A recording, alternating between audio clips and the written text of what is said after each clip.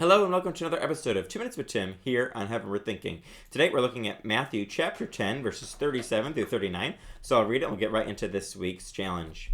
Anyone who loves their father or mother more than me is not worthy of me. Anyone who loves their son or daughter more than me is not worthy of me. Whoever does not take up their cross and follow me is not worthy of me. Whoever finds their life will lose it, and whoever loses their life for my sake will find it. These verses go against everything that the world tells us, everything that we think naturally as human beings should be the way things are. They show us how different the kingdom of God is and how different a kingdom perspective is, a heavenward thinking perspective.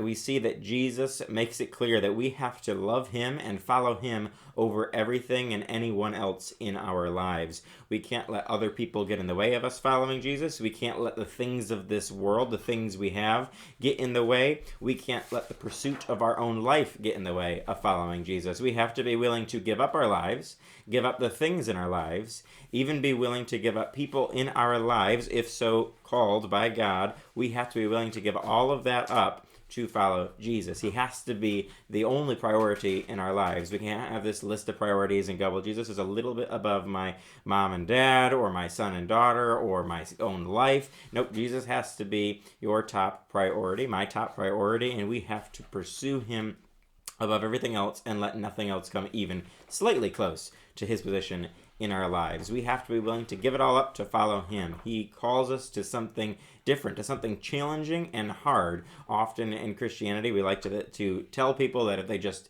accept Jesus, everything's going to be great, their lives are going to change for the better. And while that is certainly true, there's a cost to following Jesus.